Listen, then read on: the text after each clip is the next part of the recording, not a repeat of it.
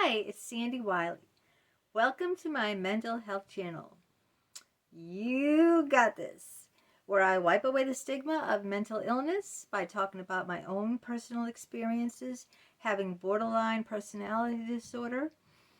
I talk about narcissism. I talk about schizophrenia, post-traumatic stress disorder.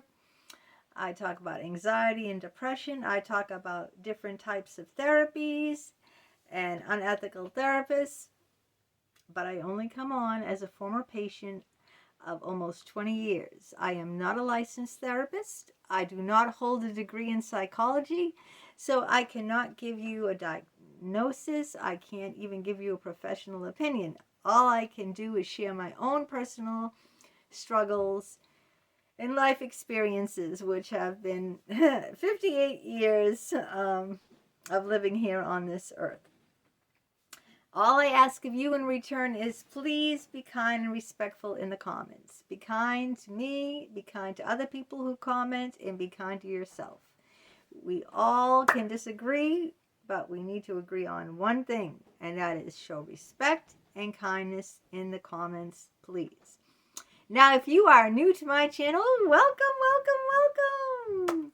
If you like what you see, hit the like button right there, and if you haven't already, hit the subscribe button. It's 100% free.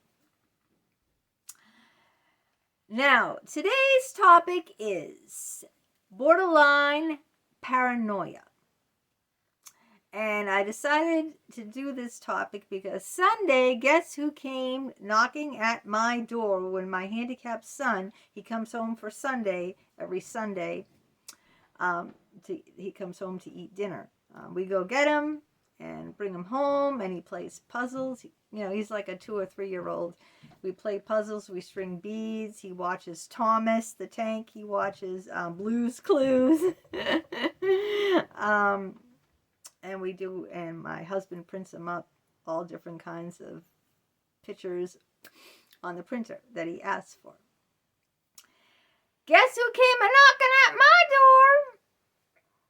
It was the police.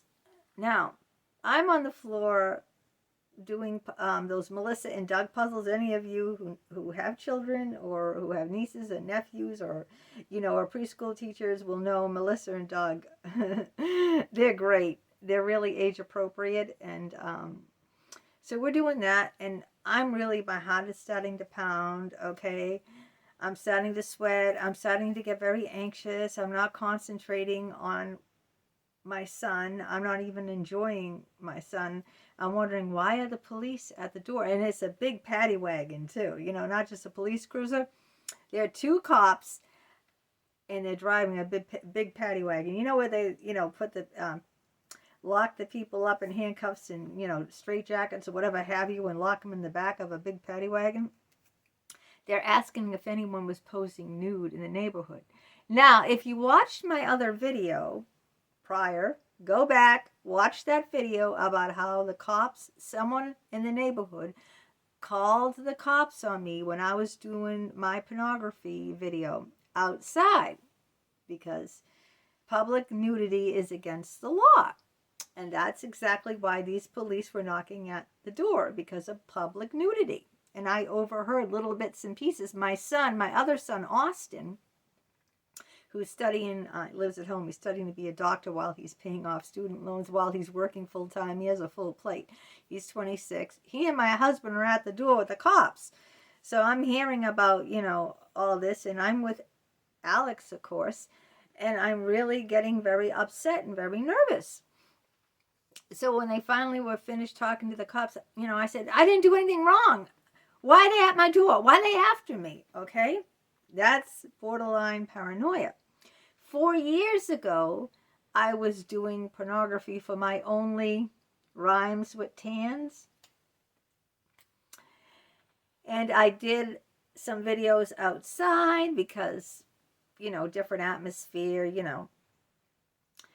And several times the police came to my door because neighbors complained, I was really paranoid because I thought someone was out to get me, because I hadn't done any nude videos. I haven't been outside in a bikini or not. I mean, I've been fully clothed outside, okay? Even in my yard, even in my porch, or even on my deck. I was 100% clothed, all right? I never, in over 4 years, I stopped doing the pornography. I got out of doing that.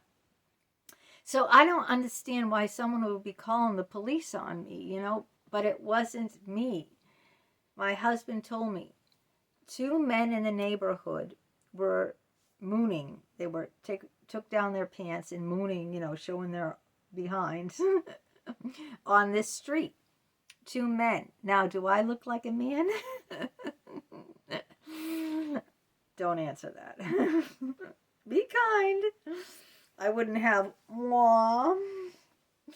But anyway, I was really upset. I ran and got the vodka bottle. I started swearing. My son didn't know what was going on, my handicapped son. I was getting hysterical. I was saying, why are they always out to get me? Why are they calling the police on me again? And it really didn't have anything to do with me. They said it was 2 men mooning, showing their arse off on my street. I'm not a man, you know. So it had, but the police did mention that this house was involved in something years ago, because we have it on record. They do keep that stuff on record. When they came to my house to, you know, report me being nude out on my property. I wasn't just in my property. It was on the street. It was in the woods. It was other places outside of my own property that I did these videos. I did them everywhere, but, you know, I hadn't done them in years. But the whole point of what I'm trying to get at is I was so paranoid because let me talk about borderline paranoia. Borderlines have a deep-seated fear of abandonment. They there is such a thing as borderline paranoia, at least for me. If you're a borderline, you don't suffer paranoia, good for you. I'm talking about myself. I've been borderline for 58 years. It's like always waiting for the other shoe to drop. Okay, it's like waiting for someone to pull the rug out from underneath you. Because of my childhood trauma, I've been, you know, severely abused in my childhood. I've been verbally abused. I've been mentally abused. I've been, you know, physically abused. And I was sexually abused by a psychologist too. Because of all this, I'm always paranoid that it will happen again. I'm with the school that says if it happens once, you know it happens twice. You know how they'll say once a cheat, always a cheater? You know that school of thought? Well, I'm from that school of thought. So if something happened to me before, if someone called the police on me before, I'm going to assume or, you know, think that someone's calling the police on me again. But here's a caveat where, because I'm borderline, no one said it was a woman. No one said it was someone who lived in this house. They were just going around door to door asking if anyone has seen 2 men who were pulling down their pants and mooning people. But because I'm a borderline, I always assume the worst and assume it's me. And I always think if something happened once, if I was in trouble with the police once, it'll happen again. Even I can't even rationalize at that time that how could it be me when I haven't been naked outside at all in 4 years, you know? It couldn't possibly be me because I didn't do it. You see? I didn't use that rational thinking. Someone else wouldn't have thought that way. They would have said, you know, first of all, they're asking about 2 men, not a woman. Second of all, I didn't take my clothes off outside, you know, in 4 years, you know. But I still acted as if they were after me. I kept saying, why are they after me? And I knew who called the police before. I don't want to say it, because I told the detective that I wouldn't. But I knew the culprits. And I said, those people are after me. Those people want to get me. That's paranoid talking. Those people are trying to get me in trouble with the cops. I didn't do anything wrong, and I was saying F and this and F and that, those effing bastards of blah, blah, blah. I went and got the vodka. I was going to start getting drunk. My handicapped son was walking around in a daze, like he didn't know, like, why is mommy going off? All because the police were at my door. You could say this was a case of post-traumatic stress disorder, because I was re-traumatized. This chair I got my phone on is wobbly. And I got my foot down to hold it. These makeshift setups, I don't have a, never mind about that.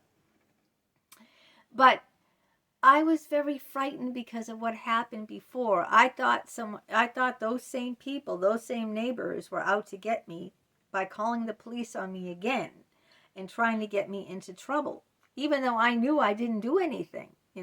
How could they call the police on me when I was fully dressed like I am now? I didn't even go out in a bathing suit, nothing. But it just ruined the whole visit. I couldn't enjoy my son. I was completely paranoid for days after, thinking the cops are out to get me. I grew up with a paranoid schizophrenic father who told me that people were out to kill us, I lived in fear. He told me they're out to get you. He used to tell me the police were out to get me too. I got a ticket once, and he told me you can never go out and drive again because the police are watching you. They're out there, and they're going to get you. This is what he instilled in me. Both my parents instilled in me that people are out to get me. My mother said men are pigs. They'll chew you up and spit you out. Don't get involved with anyone. Don't do this. Don't drive. Don't go here. Don't do that. My father used to put a nickel on the on the ledge of the door, okay, so that he would know if anyone crossed the threshold. Because if you put a nickel on the rim on the rim of the door up top, and someone opens the door, what's going to happen? The nickel's going to fall, right? And then you'll know that someone entered, went through that door, because the nickel will fall. Someone probably won't even notice the nickel falling or won't pay attention to it. They won't even assume that, why is someone putting a nickel on top of the door? On top of the door, you put a nickel, and then, so when someone opens the door all the way, the nickel's gonna fall down. My father said that there's bombs under the car. I mean, I grew up in a crazy, paranoid, delusional, psychotic, chaotic household where my parents would have big fights. My mother would claw my father till his arms were bleeding. She'd throw ashtrays. She'd throw lamps at me. She'd throw things, hurl things at my father, hurl things at me. I mean, it was a chaotic, psychotic upbringing. All right, I lived in a nightmare. I lived in a helter-skelter world as a child. It was horrendous. So that's why, as a result, I have borderline personality disorder. I also have the paranoia from that, waiting for disaster, because when I was a little child, I didn't know what was going to happen, who was going to throw something at me, who was going to throw something at my daddy, what my daddy was going to do, if someone was going to kill us. He said the food was poisoned. I was afraid to eat the food because he said my mother had poisoned the food. So I grew up in a disaster zone, okay? So I lived my life always waiting for the other shoe to drop, always waiting for someone to pull the rug out from underneath me. And if something happened to me in the past, like the police were called to my house on more than one occasion, the police were called to my house. They really were. I did a video about that when I was doing the pornography.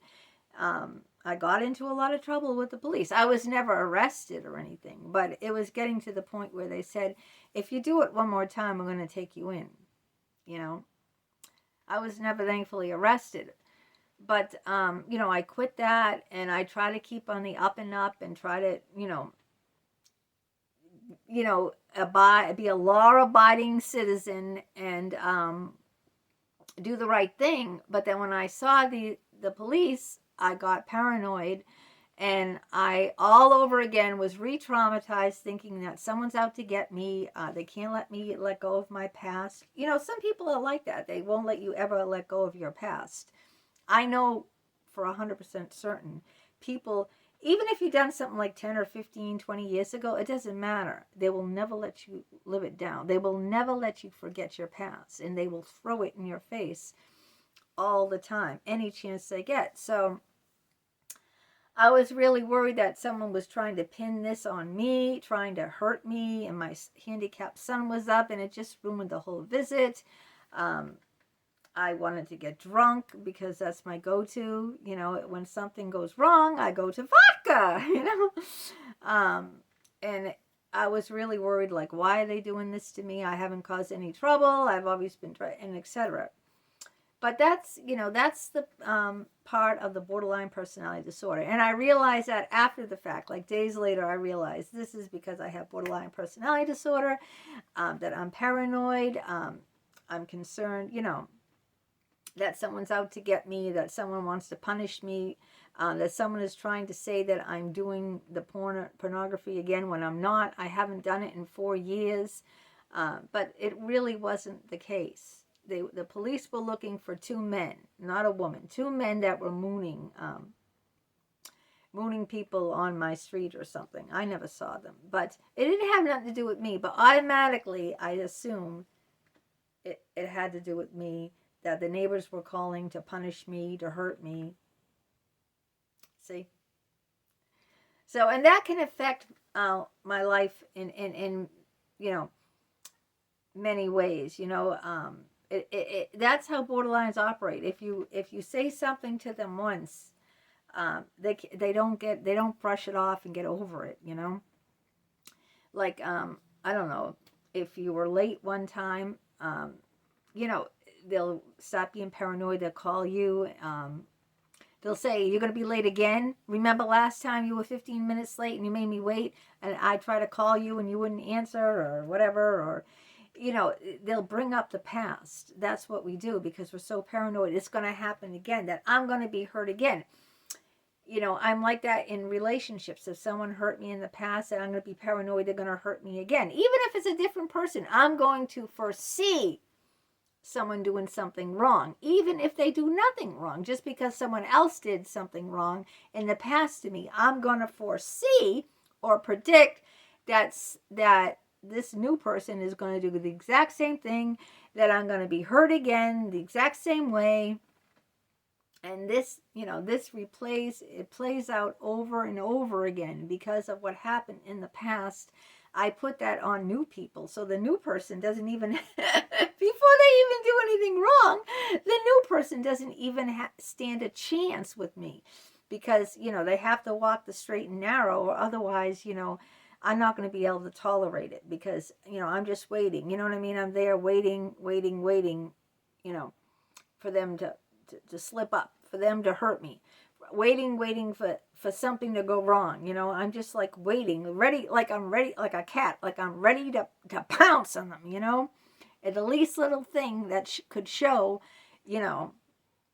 abandonment, or they're not interested in me, they don't like me. At the least little thing, I'm ready to pounce, And that's how it feels like having borderline personality disorder and having the paranoia that goes with that.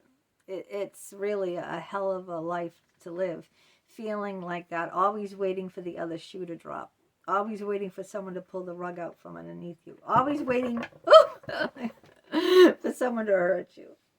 Okay, I hope I, explained it well to people who are, who are not dealing with this illness or this personality disorder, to know what it's like to actually have this, and to live like this, to live this kind of life, waiting to be hurt day after day, just waiting for disaster to strike. I mean, you're on high alert, like high octane. It's just, it's like, before when they had those, when they thought the World War III was going to come and they had those shelters, it's like waiting for that siren, to, you know, to waiting for that to come on, so you'd run into your basement, your shelter, and you'd lock yourself in there. It's like waiting for that, and it's just, it's really no way to live a life like that. Waiting for hurt, waiting for disaster. Okay, take care.